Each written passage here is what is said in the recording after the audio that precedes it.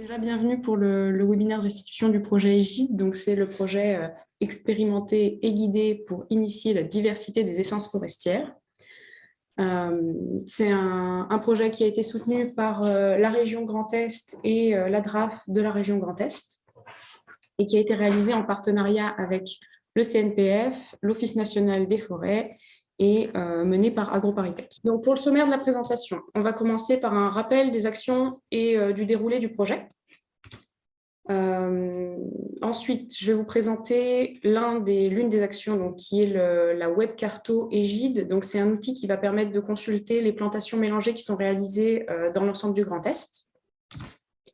La troisième partie, ce sera l'action du projet sur l'identification de questions de recherche en lien avec les problématiques des gestionnaires vis-à-vis de l'installation et du maintien des peuplements mélangés. La quatrième partie, ce sera une présentation des plans d'expérimentation qui ont été produits, qui sont en cours de production à partir des questions identifiées. Et le plan aussi de l'observatoire qu'on va installer en 2023, donc là en mars jusqu'à septembre, qui est l'Observatoire des reconstitutions mélangées post-colite, donc son petit acronyme ORMI. Et je conclurai ensuite cette présentation. Donc, pour le rappel des actions et du déroulé du projet. On a commencé le projet en octobre. Donc là, je vais commencer par vous refaire un petit peu le déroulé du portail cartographique, donc la web carto.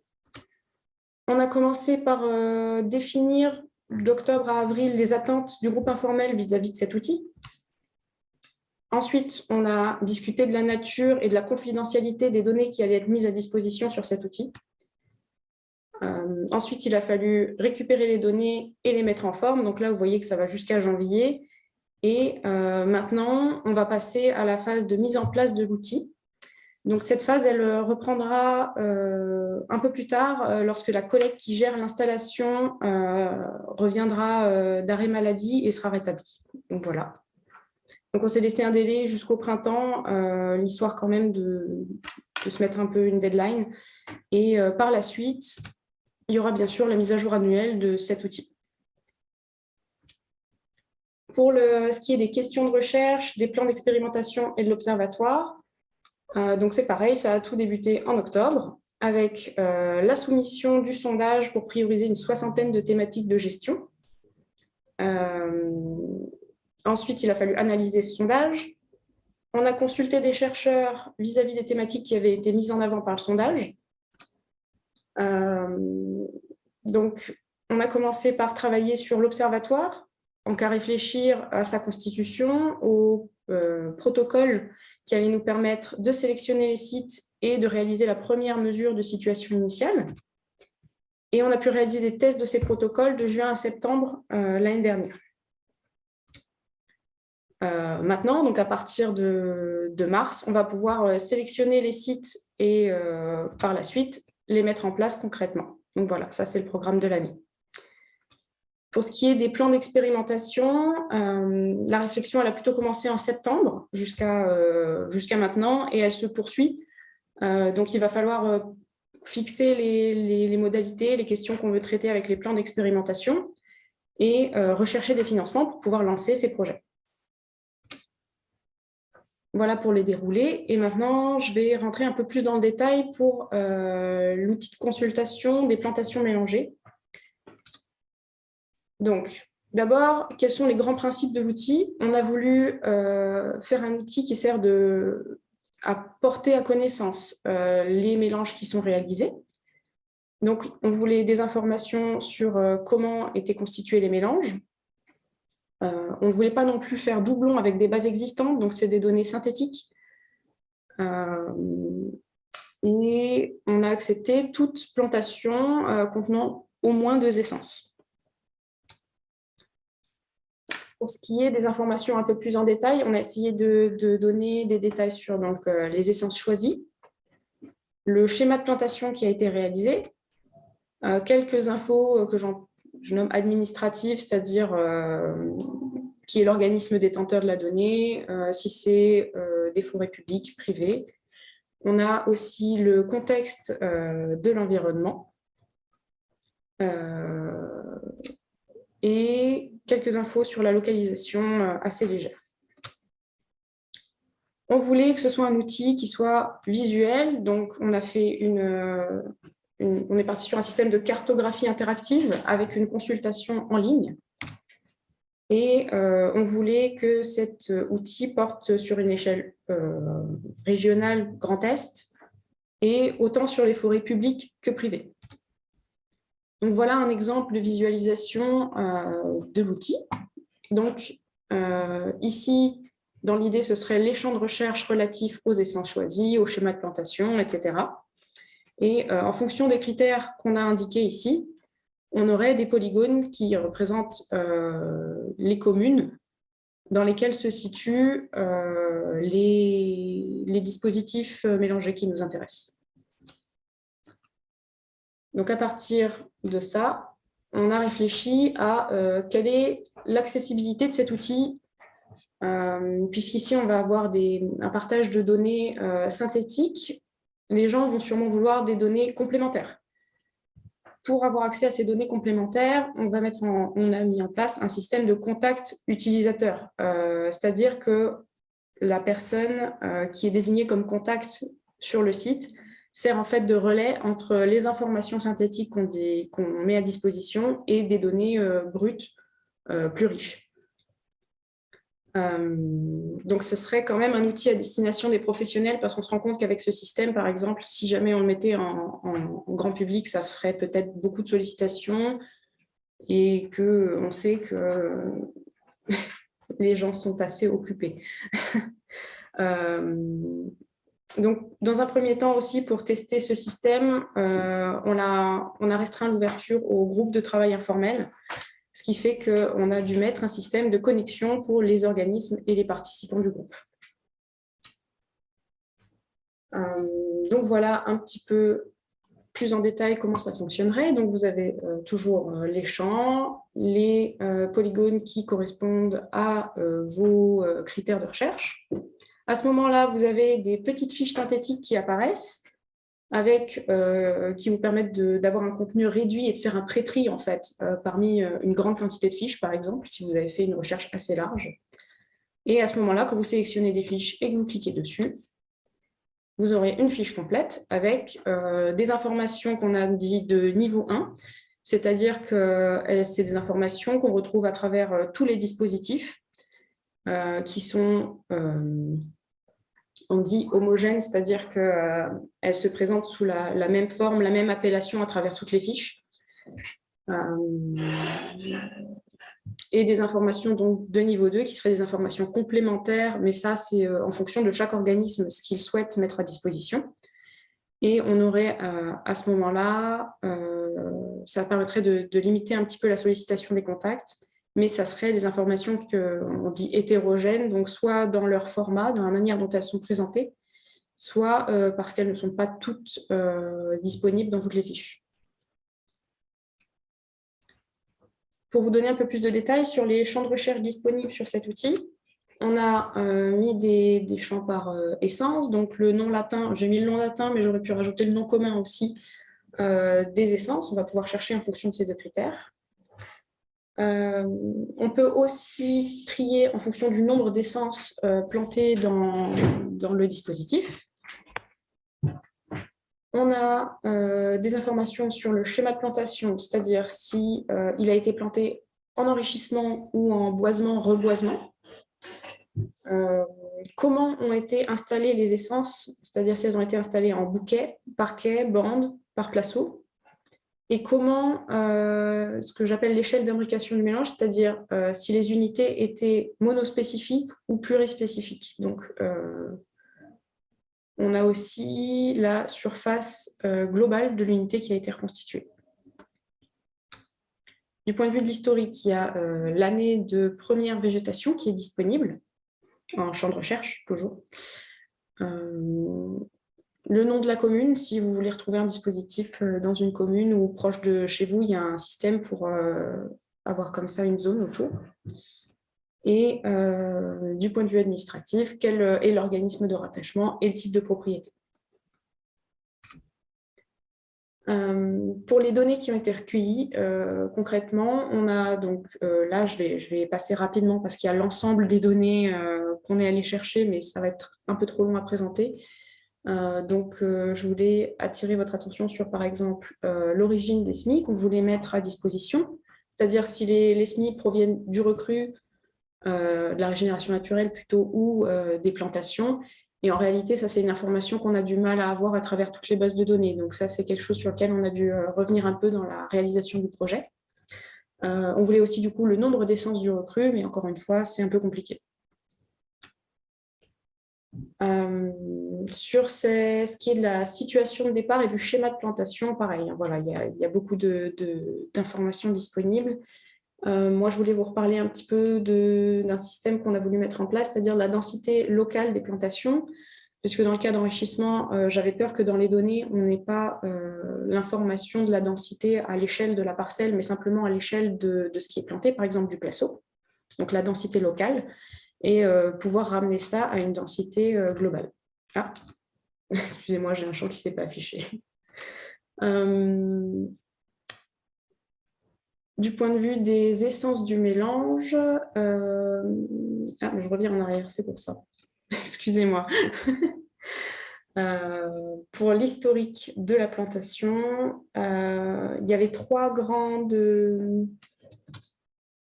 rubriques qui auraient été très intéressantes à mettre en information de niveau 1, donc homogène à travers toutes les fiches, mais en fait, c'est extrêmement compliqué d'avoir quelque chose de cohérent à travers les bases. C'est l'antécédent culturel. Alors ça, c'est plutôt qu'on n'a pas l'info à travers toutes les bases. C'est-à-dire si c'était quel était le peuplement antécédent ou la culture précédente. La raison du renouvellement, si c'était pour cause de tempêtes, scolytes, et enfin, l'objectif de la nouvelle plantation, encore une fois, ce qu'on entend par objectif dans les différentes bases, c'est tellement différent que ça a été très compliqué de le mettre en information de premier niveau. Donc, on a voulu quand même en garder la trace dans les informations de deuxième niveau. Voilà. Et je peux passer à quelques points spécifiques qui ont été étudiés. Donc, c'est par exemple la localisation. On a pas mal travaillé à savoir quel degré de précision on voulait donner aux utilisateurs. Et on s'est arrêté finalement sur le niveau de la commune, pas plus proche. Comme ça, ça permet de donner une précision pas trop fine pour ne pas gêner la confidentialité des données. Du point de vue du contact utilisateur, donc c'est ce que je disais, c'est cette personne qui fait l'interface entre les données brutes et l'utilisateur. En fait, il y a des systèmes probablement différents qui vont se mettre en place avec les organismes.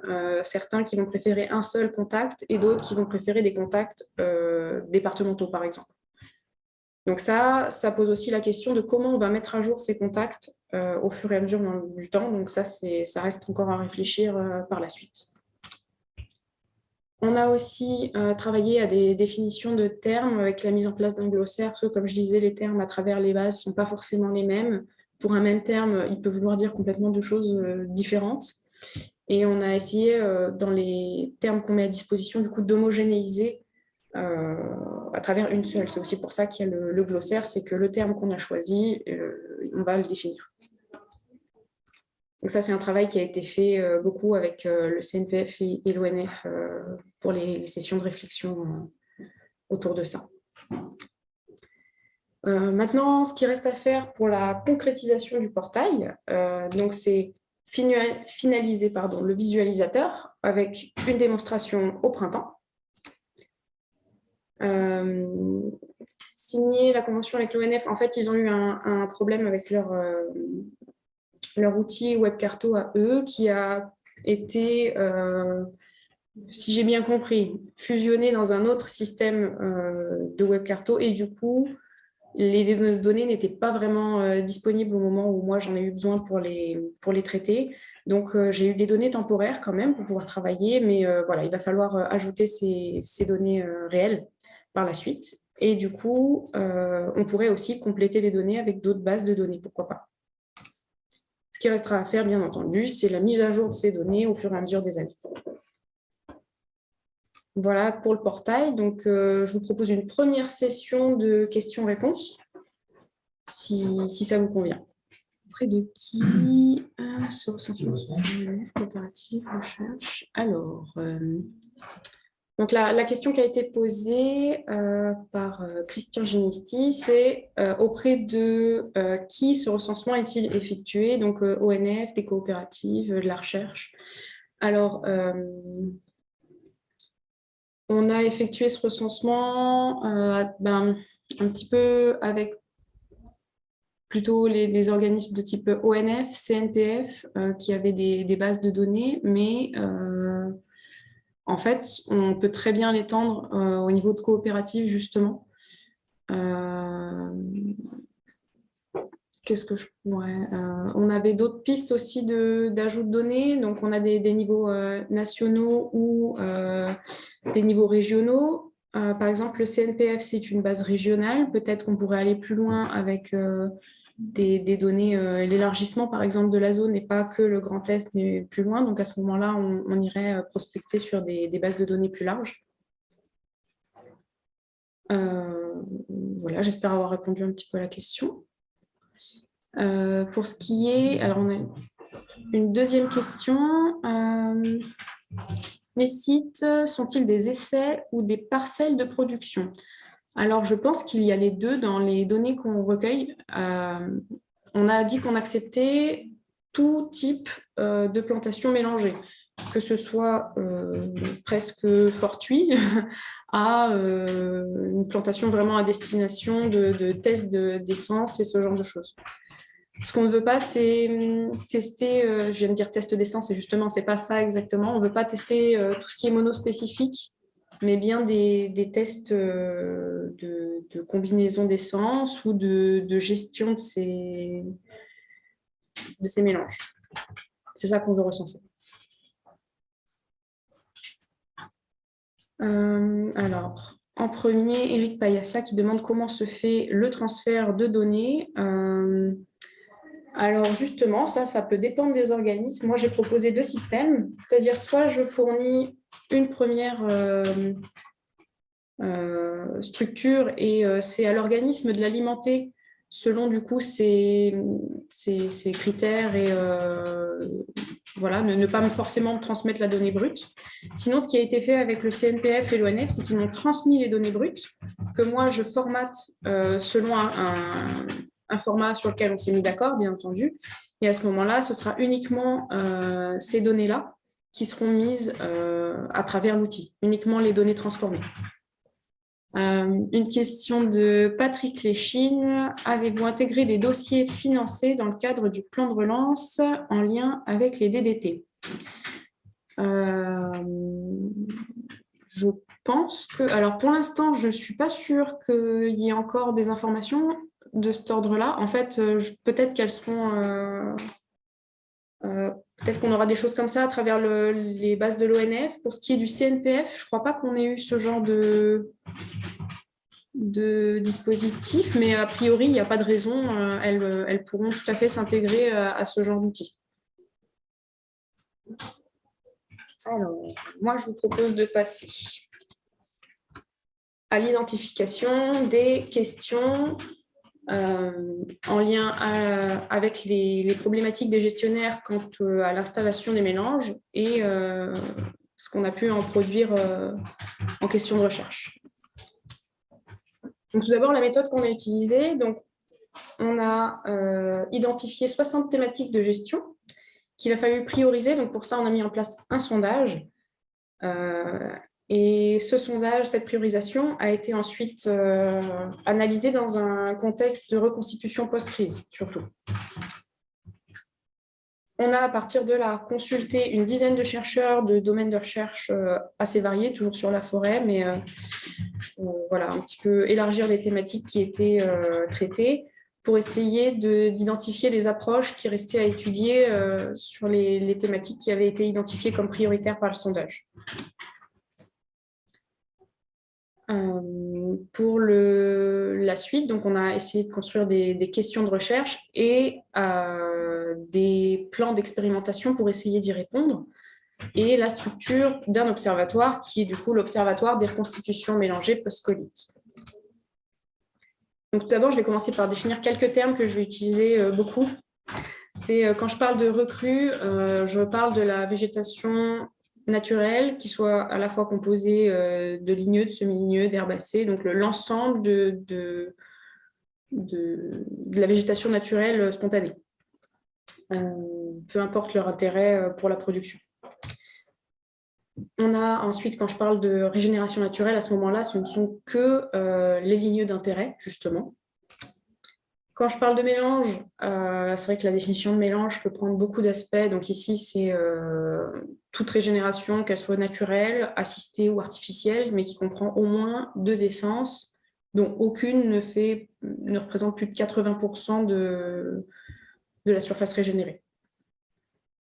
Et quand je vais parler des gestionnaires, pour parler des personnes qui ont répondu au sondage, voilà, en réalité, c'est l'ensemble des personnes qui ont répondu au sondage, peu importe leur profession.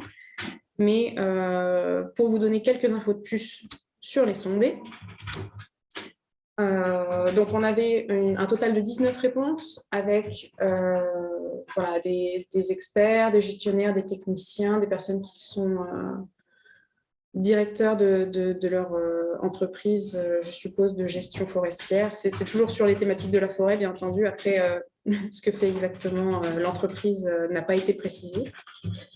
Des enseignants, des ingénieurs de recherche. La plupart la grande majorité avaient plus de 15 ans d'expérience dans leur profession, voire même 30 ans et plus pour certains. Pour ce qui est de la région dans laquelle est effectuée la profession, on avait majoritairement des personnes du Grand Est, mais aussi quelques-unes de Bourgogne-Franche-Comté, de l'Île-de-France, du Centre-Val de Loire, de Namur en Belgique et des Hauts-de-France.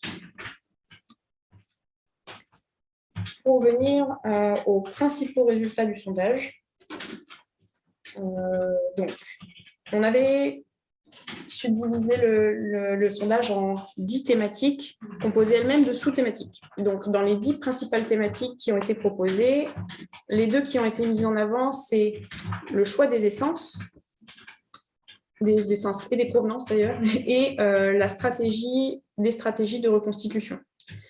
On voit que la 3e thématique à venir, c'est l'équilibre faune-flore, qui est quand même une problématique plus qu'importante dans la région Grand Est. Et cependant, on se rend compte qu'elle n'a pas été priorisée tant que ça par le sondage. Et ça peut s'expliquer parce que les sondés, dans les remarques, ils mettaient en commentaire que c'était une question de gestion de la chasse et non pas vraiment une question de recherche. Et c'est pour ça que malgré l'importance de cette problématique, elle n'est pas arrivée en haut du sondage. Donc, on va commencer par traiter les questions qu'on a identifiées sur le choix des essences en mélange. Donc, comme je vous disais, on a subdivisé le sondage avec des sous-thématiques à l'intérieur des thématiques identifiées. Donc, à ce moment-là, pour le choix des essences, ce qui a été priorisé, c'est des types de mélanges susceptibles de s'adapter à différents niveaux de risque.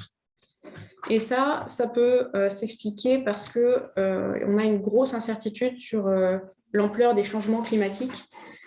Et donc, à travers les mélanges, ce qui peut intéresser les gestionnaires, c'est d'identifier des essences qui permettraient soit d'augmenter la résistance du peuplement, c'est-à-dire d'empêcher la perturbation d'affecter le peuplement, soit la résilience du peuplement, c'est-à-dire la capacité du peuplement à se rétablir après la perturbation.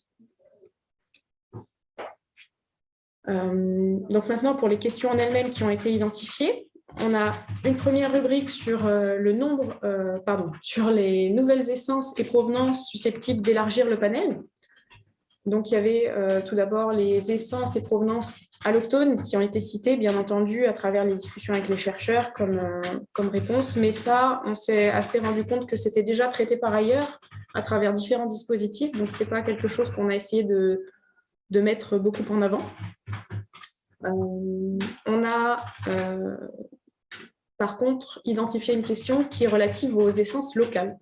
C'est-à-dire que les essences qui sont aujourd'hui utilisées plutôt comme essences d'accompagnement, mais qui sont susceptibles d'être résistantes au changement climatique, est-ce que ces essences pourraient servir d'essence de production? Une autre rubrique qu'on a identifiée, c'est les interactions entre les essences.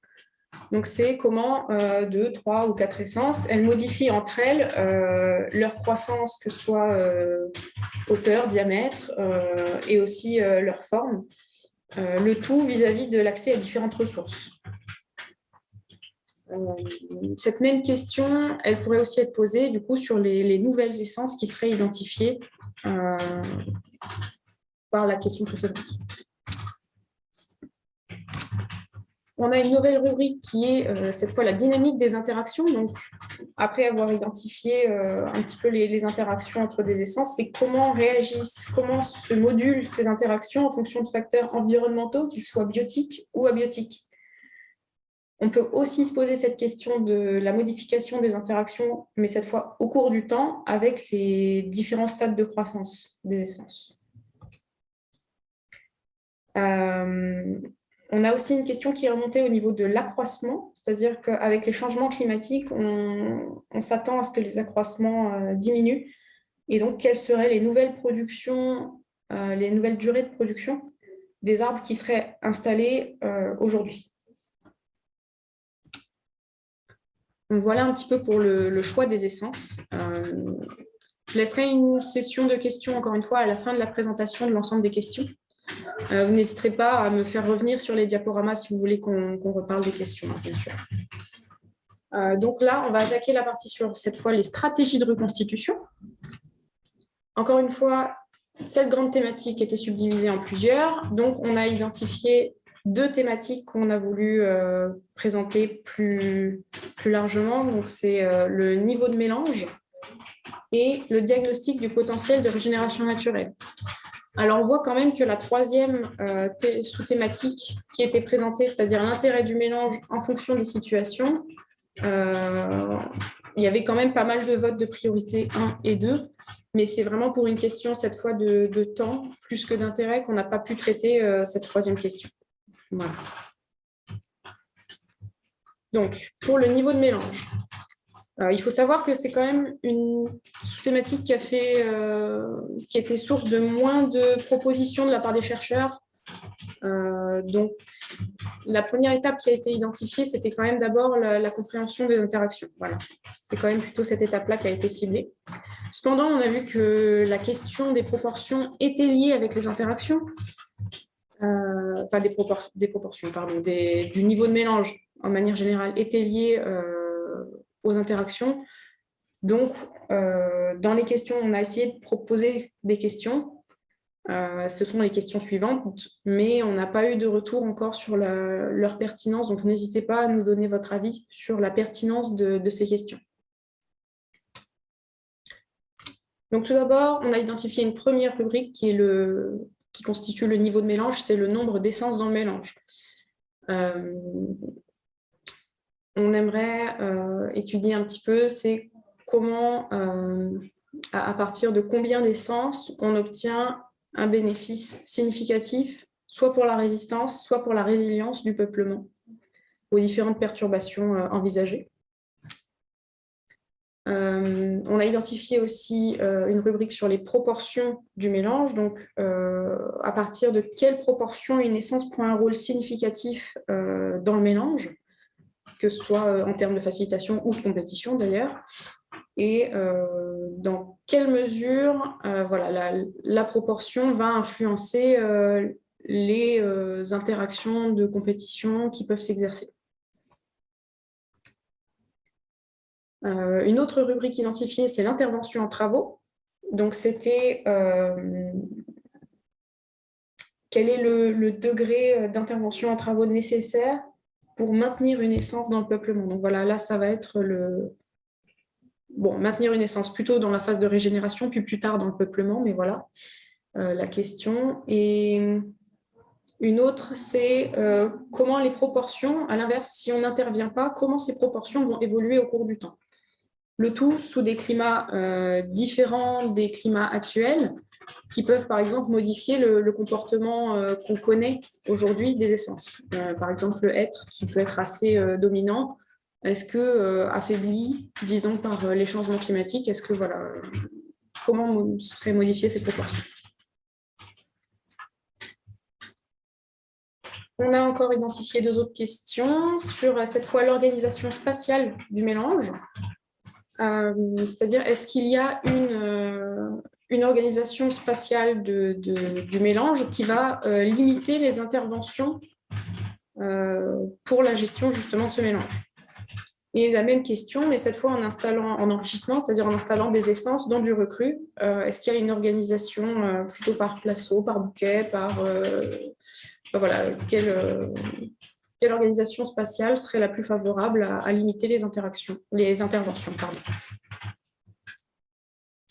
Et on peut se poser aussi cette question de l'organisation spatiale, mais cette fois orientée vers des degrés de sécurité, comme ça a été fait avec le choix des essences, c'est-à-dire est-ce que il y a une hypothèse qui dit que plus le mélange sera fin, plus la recolonisation en cas de dépérissement d'une des essences sera rapide. Est-ce que cette hypothèse, elle est validée du point de vue économique et pour des conditions stationnelles différentes ou des essences à comportement assez variés? Donc voilà, ça c'était pour le niveau de mélange. Maintenant, on va passer au diagnostic de régénération naturelle. Donc les stratégies utilisant le diagnostic de régénération naturelle. Et là, pour le coup, on a divisé les questions en 2 groupes. Les questions qui relèvent de l'acquisition du recru. Donc pour ça, il y avait une question de gestion post-crise. Quelle gestion des rémanents va permettre, donc que ce soit sur la manière dont ils sont répartis, leur taille ou la quantité des rémanents, comment ils vont vous permettre de créer des conditions climatiques favorables à l'apparition de semis à la fois diversifiés en termes d'essence et en quantité satisfaisante.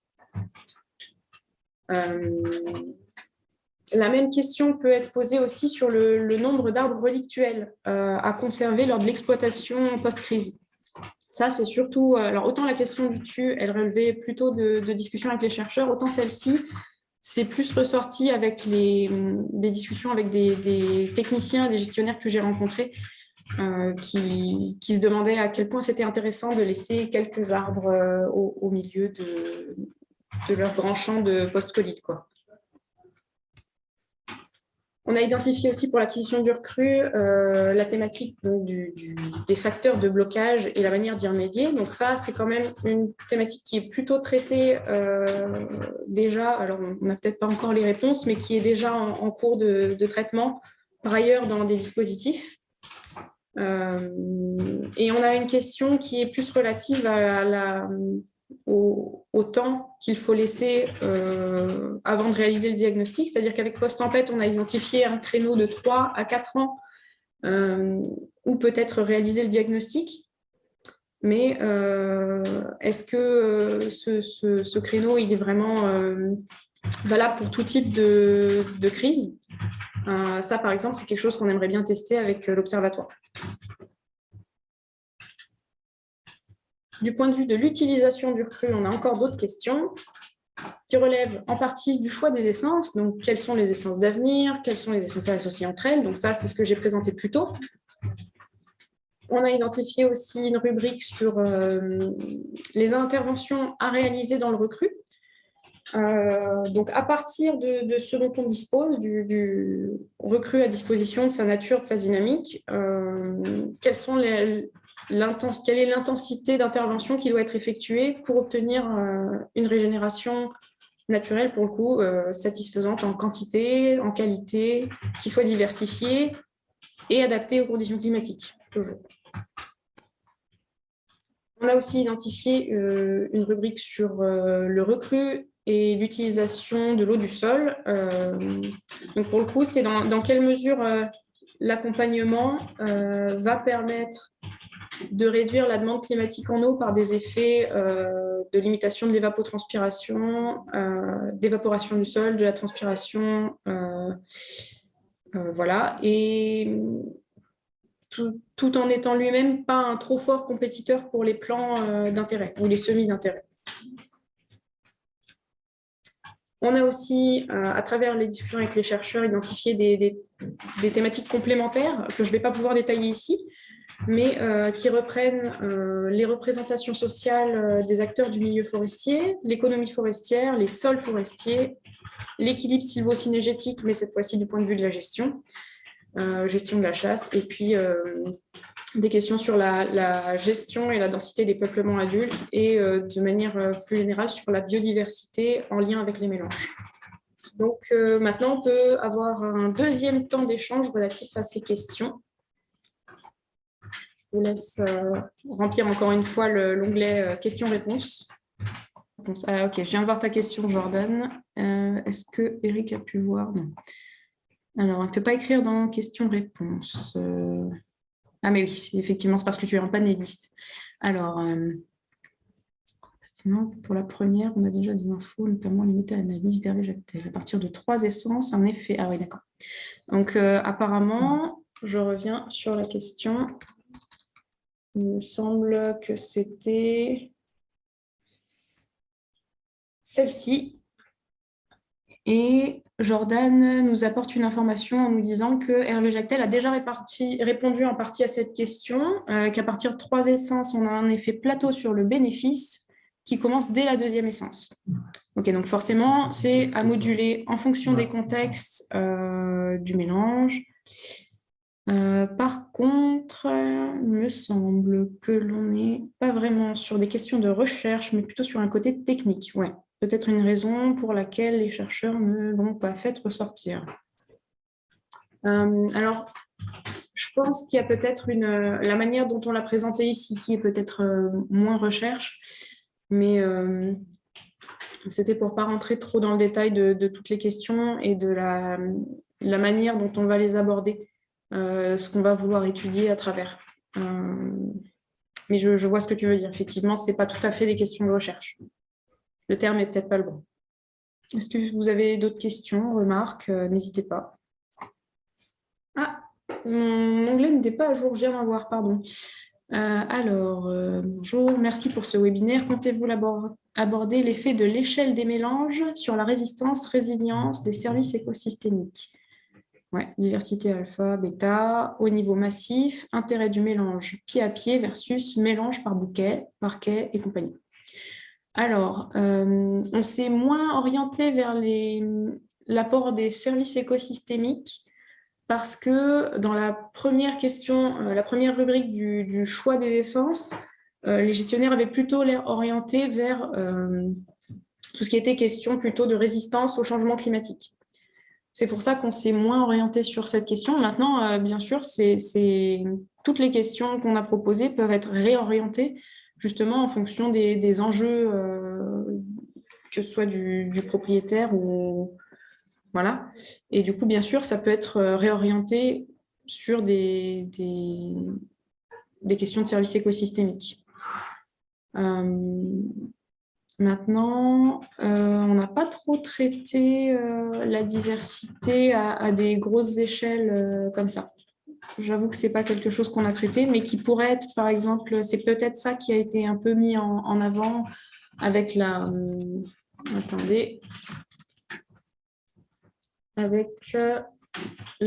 thématique complémentaire sur la biodiversité, l'effet sur la biodiversité des mélanges, mais à différentes échelles, effectivement, comme ça pourrait être plutôt intéressant. Donc maintenant, je vais vous parler un petit peu des plans d'expérimentation qu'on a voulu proposer à partir des questions qu'on a identifiées. Donc, la première expérimentation, c'était relatif au test de nouveaux mélanges susceptibles d'être intéressants au vu des changements climatiques. Donc les questions traitées, c'était quels sont les effets croisés des densités et des proportions sur le comportement des essences, et ceux appliqués à de nouvelles essences. Donc ce premier plan d'expérimentation, je vais passer un peu plus vite que le deuxième. Donc c'était aussi une question sur la réponse des interactions aux facteurs environnementaux plutôt abiotiques. Donc l'idée, c'était de mettre en place cette expérimentation à travers différentes stations, par exemple. Les modalités qu'on a voulu tester, c'était des mélanges 2 à 2 de couples de nouvelles essences avec des degrés différenciés de résistance attendus au changement climatique. On a aussi la proportion, on voulait faire varier la proportion des essences 2 à 2. Et on voulait réaliser ces tests de proportion selon 3 niveaux de densité. Cependant, le retour des chercheurs, c'est que finalement, ces questions n'avaient que peu d'intérêt pour la recherche parce qu'elles étaient plus ou moins... Enfin, non, excusez-moi, c'est mal dit. C'est plutôt que les chercheurs qu'on a rencontrés n'avaient pas trop d'intérêt pour ces thématiques-là, eux, parce qu'en fait, pour eux, elle est déjà traitée par ailleurs à travers et que réaliser une extension d'un dispositif existant, c'était plus pertinent que d'en créer encore un nouveau. Donc voilà, c'est ce qui est ressorti de cette première ébauche de plan d'expérimentation. Pendant qu'on a présenté ce premier plan d'expérimentation, on a identifié d'autres questions qui, par contre, ne semblent pas traitées par ailleurs. Et c'est pour ça qu'on a réorienté, on a proposé un deuxième plan d'expérimentation qui est toujours en cours de construction. Donc, avec des modalités susceptibles d'être complétées ou modifiées en fonction de qui va se joindre à nous pour cette expérimentation, et avec des partenariats à l'échelle européenne avec des collègues belges. On a donc une deuxième expérimentation qui traite du degré d'intervention à effectuer dans la reconstitution. Alors, on a les questions qui étaient traitées. Donc, c'est les questions que j'ai déjà présentées un petit peu plus tôt, qui sont quelle est l'intensité d'intervention à effectuer dans un recrue naturel pour obtenir une quantité, une qualité, des essences diversifiées de SMI. Le tout, bien sûr, adapté aux conditions climatiques futures. On a aussi une question sur le potentiel de la stratégie de reconstitution, c'est-à-dire est-ce qu'il y a des stratégies de reconstitution à privilégier en fonction des caractéristiques initiales des sites, et des questions sur l'accompagnement ligneux, donc la demande hydrique en eau, la demande climatique en eau, pardon, sans être, est-ce que le recrue peut réduire cette demande sans être lui-même un trop fort compétiteur. Il est possible encore de rajouter des questions supplémentaires, donc ça c'est encore en cours de discussion. Voilà. Pour les modalités qu'on aimerait tester, attention, c'est pas fini d'être traité. On a identifié 4 degrés d'intervention en plantation ou de la régénération qu'on aimerait effectuer. Donc, on aurait un premier niveau qui serait témoin sans intervention, un travail de la régénération naturelle, des plantations en enrichissement par placeau plus ou moins grand pour essayer d'avoir, par exemple, un cœur monospécifique sur les placeaux les plus grands. On a identifié des situations de départ qu'on aimerait tester, c'est-à-dire un recrue qui est abondant, un recrue moins abondant, voire quasiment absent, ou même un cas encore plus difficile, c'est le cas d'un envahissement. On a aussi identifié 4 niveaux de gestion de la concurrence, 3 niveaux, pardon, qui pourraient être testés, c'est-à-dire laisser le recrue faire de la concurrence sans aucune intervention, le réguler quand il atteint un certain seuil, ou carrément faire de l'élimination systématique. Et pour les stations, on a envisagé de tester 3 stations, c'est-à-dire les Ardelles belges, les plateaux calcaires du nord-est et la sylvo-écorégion de Sologne-Orléanais. Cependant, bon, ça fait beaucoup de modalités et il va falloir effectuer un tri, mais ça, voilà, c'est encore en discussion aujourd'hui. Du point de vue des facteurs à contrôler, il y aurait donc la protection contre l'abrutissement avec un engrillagement, quelles essences on veut planter, si des duos identiques, des duos à comportement contrasté, mais dans tous les cas, on veut faire en sorte que les essences qui soient plantées, elles soient plantées en placeau monospécifique pour qu'il n'y ait pas d'interaction entre ces essences. Puisqu'ici, on ne veut pas traiter de l'interaction directe, mais juste de la reconstitution générale mélangée. On veut voir les interactions avec le recrue, par exemple, mais pas entre les essences. Pour le peuplement antécédent, on voudrait que des peuplements post-crise. L'exploitation, il faudrait qu'elle soit similaire, mais il va falloir définir des quantités, une répartition et une taille de rémanent. Pour les travaux du sol, c'est encore très en discussion. Il y a aussi des facteurs qu'on ne va pas pouvoir contrôler, mais qu'il va falloir documenter. Il s'agit par exemple de l'environnement. Donc, quel est le peuplement environnant, de quoi est composé le peuplement environnant, quelle est l'homogénéité stationnelle, la composition du recrue et aussi prendre les données météorologiques, climatiques locales. Il y a aussi une question qui s'est posée sur le dimensionnement et la temporalité du dispositif, puisque, a priori, on voudrait faire une étude jusqu'au stade Goli-Baperchi. Mais donc, ça voudrait dire qu'il n'y aurait pas d'interaction entre les placeaux qui seraient plantés, les essences plantées. Seulement, si on veut aller plus loin, plus longtemps, à ce moment-là, il va falloir faire attention à prendre des dispositifs plus grands, à la fois pour l'échantillonnage, mais aussi à prévoir des mesures d'interaction. Donc voilà pour ce qui est des expérimentations. J'enchaîne avec l'observatoire, puis ensuite, il y aura un nouveau temps de questions. Donc, l'observatoire des reconstitutions post-colite, mélangées post-colite. Les questions qu'on souhaite traiter, ça reprend pas mal les questions qui ont été soulevées en fait, avec le plan d'expérimentation. Donc, on avait commencé par construire l'observatoire, puis les chercheurs ont trouvé pas mal d'intérêt sur les questions qu'on essayait de traiter avec l'observatoire. Donc, c'est pour ça que ça se reprend pas mal. Donc, on a encore la question sur le degré d'intervention, la question sur le potentiel des stratégies de reconstitution, voilà. Et deux autres questions, par contre, qui diffèrent un peu, c'est le diagnostic qui a été posé 3 ans après la coupe, comme préconisé dans post-tempête, est-ce qu'il permet réellement à la majeure partie du recrue de s'exprimer ou pas? Et du coup, quelles seraient les autres préconisations? Et on voudrait aussi tester, là pour le coup c'est de la gestion, c'est est-ce qu'il y a un compromis entre le coût et le temps de gestion et la satisfaction qu'on obtient vis-à-vis d'une régénération. Le tout, bien sûr, en fonction d'une situation de départ et d'un degré d'intensité sélectionné, d'intensité d'intervention, pardon.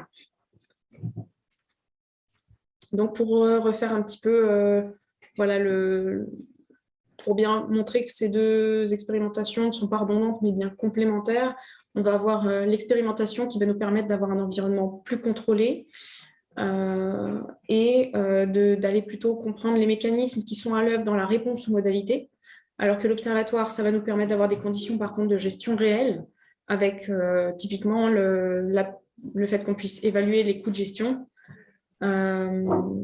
et des conditions environnementales plus diversifiées qui sont à la fois un avantage et un inconvénient puisque ça complique la réponse qu'on peut donner aux différentes modalités. Donc, pour vous présenter un petit peu un schéma de ce que pourrait être l'organisation d'un site de l'observatoire, on a donc une grande zone de 2 hectares qui serait subdivisée en 3 parties. Donc, une première partie, ici violette, qui est la régénération naturelle laissée en libre évolution, donc sans intervention. On a le deuxième niveau qui serait une régénération naturelle travaillée, dans le cas où on obtiendrait quand même un petit peu de régénération naturelle. Et la zone de plantation en mélange dans le recrue. Donc ça représente 50 sites qu'on va installer entre 2023 et 2024.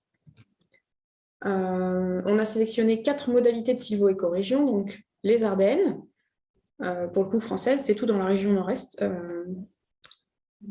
les plateaux calcaires du nord-est, la plaine Lorraine, et les collines prévosgiennes. On a 3 modalités sur la composition du recrue qu'on aimerait tester. Donc, c'est l'absence de recrue, peu de recrue et peu de régénération naturelle, ou un recrue abondant avec très peu, voire même pas, de régénération naturelle. On a identifié aussi 2 modalités de plantation.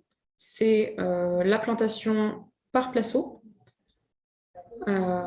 donc soit à densité de 60 placeaux, soit à densité de 30 placeaux. 60 placeaux, ça fait quasiment en fait une plantation en plein en termes de densité, soit 30 placeaux qui représentent plus une plantation en enrichissement.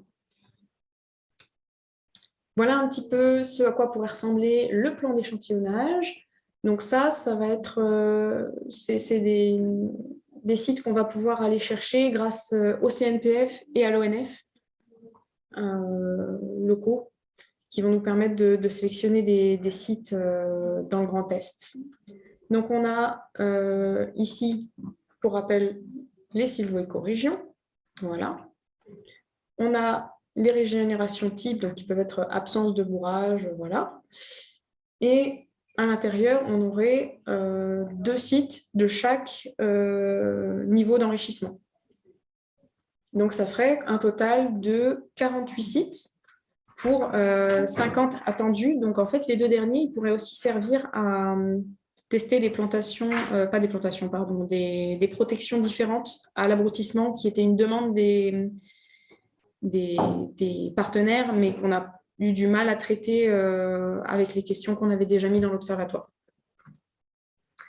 Donc, bien entendu, le plan d'échantillonnage il sera adapté à la réalité des sites qu'on va pouvoir trouver, que ce soit au niveau des protections. On a dit qu'on voulait des protections par engrillagement, mais dans la réalité, peut-être qu'on ne trouvera pas les 50 sites protégés par engrillagement comme on le souhaite. Il y a aussi l'année d'exploitation. Donc, avec le plan de relance, en fait, beaucoup de sites ont été replantés au bout d'1 an, alors que nous, à la base, pour avoir des régénérations initiales différentes, on voulait attendre 3 ans et donc démarrer le suivi à partir des 3 ans et que la reconstitution s'effectue après. Or, dans la réalité, apparemment, ce n'est pas trop le cas, donc on va devoir adapter un petit peu. Et aussi adapter les sylvo-écorégions en fonction des sites qui n'auront pas été encore plantés. Donc peut-être qu'il y a des sylvo-écorégions dans lesquelles on va trouver plus de sites non plantés que d'autres, et dans ce cas-là, il va falloir moduler le plan d'échantillonnage. Dans les facteurs qu'on souhaite contrôler au mieux, parce qu'on est toujours dans un observatoire, il y a donc le peuplement antécédent. Alors là, pour le coup, c'est vraiment une règle, c'est-à-dire qu'on va prendre que des peuplements antécédents post-colite. Donc, voilà. Pour les essences plantées, on veut...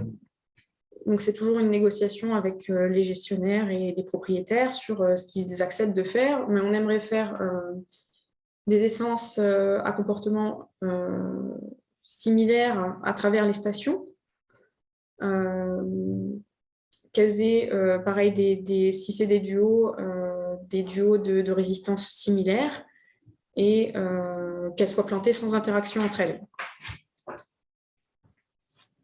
Protection contre l'abrutissement, on essaiera de privilégier au maximum l'engrillagement pour éviter que l'effet des ongulés sur les plantations fausse la réponse à la méthode de reconstitution qu'on teste. Au point de vue de l'exploitation, on va essayer d'homogénéiser l'état des parcelles post-exploitation, donc en termes de quantité de répartition et de taille des rémanents. Et au niveau du travail préparatoire du sol, on va se concentrer que sur des travaux légers et localisés. Donc voilà, là maintenant, on en est à donc la sélection des sites de l'observatoire et l'installation. Là, c'est les prochaines étapes à venir. Et voilà, encore un temps de questions-réponses si vous souhaitez poser des questions sur cette grosse partie. Une question d'Éric Payassa. Les parcelles doivent être pré-engrillagées par le propriétaire. Alors pour l'observatoire, oui. On n'a pas les moyens de les aider dans les protections à réaliser. C'est pour ça que du coup, on doit adapter notre plan d'échantillonnage à ce qui va nous être proposé. C'est des protections qui doivent être prises en charge effectivement par le propriétaire ou le gestionnaire. Je vois une question de Jordan. Dans l'observatoire, les modalités plantées sont libres en termes de densité locale, par exemple, ou est-ce qu'elles sont fixées? Ça, normalement, ça va être fixé au mieux. C'est-à-dire que on va essayer donc de faire des densités locales. Il va falloir se mettre d'accord justement avec l'ensemble des sites qu'on va pouvoir trouver pour essayer de normaliser un peu ça au mieux. Par exemple, ne pas faire de très gros placeaux en comparaison avec des tout petits placeaux. Donc, il va falloir qu'on détermine peut-être une fourchette de nombre de plants par placeau qu'on va accepter et d'espacement entre les plants aussi.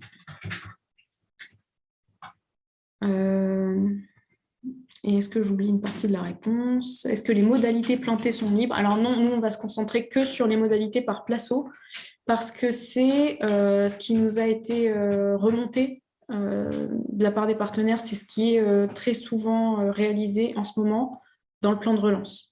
Et vu qu'une grande partie, je pense, de ce qu'on va pouvoir trouver va s'inscrire dans ces plans de financement actuels, on va aussi se concentrer sur, c'est un observatoire, donc ce qui est réellement réalisé en ce moment. Donc ça va être plutôt des modalités, entièrement normalement des modalités par placeau. Je vois une question de Patrick Léchine. Comment sont financés les dispositifs? Qui se charge du suivi à court et moyen terme? Alors, l'installation des dispositifs, c'est financé par la DRAF Grand Est qui nous suit une année de plus sur le projet Égide volet 2. Donc, le volet 2 de Égide, c'est l'installation de l'observatoire. Qui se dirige du suivi à court et moyen terme? Pour l'instant, c'est à court terme, Eric et moi-même. Et à moyen terme, ça va être un peu comme l'observatoire post-tempête, c'est-à-dire qu'il va falloir prévoir des remesures à effectuer certaines années, aller chercher les financements à ces moments-là.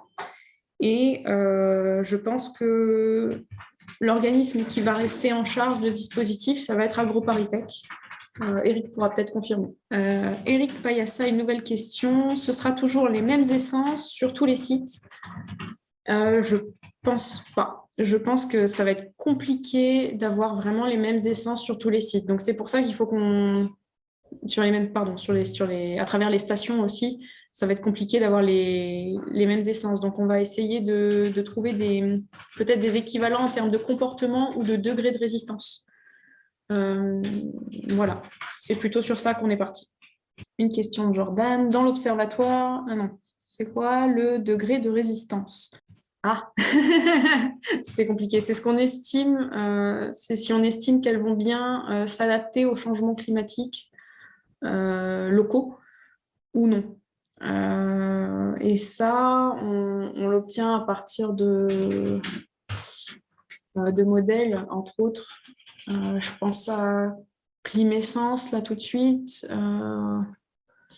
Il y en a d'autres, mais je ne me souviens plus. Et comment on va exactement les choisir? Il va falloir justement qu'on voit un petit peu, déjà en fonction de ce que les gens de ce que les gestionnaires ont prévu dans leur plantation et d'essayer d'adapter autour de ça. Mais voilà, ça va toujours là, ça va être vraiment un gros travail à venir de discussion avec les gestionnaires pour adapter la reconstitution qu'ils ont prévue avec ce qu'on aimerait. Alors, 2 questions. Alors, des coupures Internet, j'ai pas eu toute la présentation, les expérimentations. J'ai vu les densités expérimentées de 2500 à 10 000 plants à l'hectare. Pourquoi c'est le niveau très élevé alors que des densités classiques sont plus de 1300 plants hectares pour ne pas expérimenter des densités plus faibles? Alors, parce qu'en fait, les 10 000 plants hectares, là, c'était sans compter tout ce qui est... on était dans une expérimentation, là, pas dans l'observatoire, donc ça voulait dire ne pas compter tout ce qui est cloisonnement d'exploitation, etc. Donc en fait, ça représentait plutôt une distance entre les plans. Là, de tête, je ne me risquerais pas à vous redonner la distance entre les plans, mais on va dire que ça pouvait représenter soit 1 mètre de distance, 1,50 m de distance ou 2 mètres de distance. Mais effectivement, c'est pas si... Et le but était dans cette expérimentation-là de tester des interactions entre essences. Donc, des distances qui ne laissent pas trop, ou enfin plus ou moins, la place à du recrue de s'installer au milieu.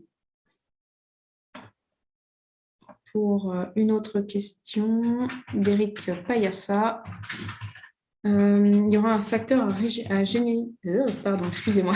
Il y aura un facteur génétique à rajouter dans votre observatoire. Alors, je vois un peu pourquoi, mais on n'a pas prévu là pour l'instant de le mesurer. Je pense que c'est une histoire des provenances peut-être, ou des provenances à la fois des plants et de la génétique du recrue. C'est peut-être ça que vous essayez de dire. Je ne suis pas sûre d'avoir bien compris la question. Si vous pouvez en rajouter une pour compléter un peu, je suis preneuse. En attendant un peu plus de détails pour la question d'Éric Payassa, je reviens sur la réaction de Jordan Bello, qui me dit qu'effectivement, Climessence serait adapté pour la réflexion, mais ça veut dire qu'on ne traite pas, qu'on traite les essences indépendamment de leur effet en mélange. Et effectivement, c'est dans l'observatoire, c'est ce qu'on veut faire, c'est ne pas les mettre en interaction directe. C'est ce que je disais. Donc, c'était des placeaux qui seraient mis en place à des écarts suffisants pour que, au moins au jeune stade, ils n'interagissent pas entre eux. Après, forcément, plus tard, il va y avoir des interactions, mais ce n'est pas exactement ce qu'on voulait tester pour l'instant avec l'observatoire. Parce que ça pourra s'adapter par la suite, les essences, en fonction justement des réponses que la recherche apportera sur les interactions. Non, t'excuses pas, c'est une très bonne question.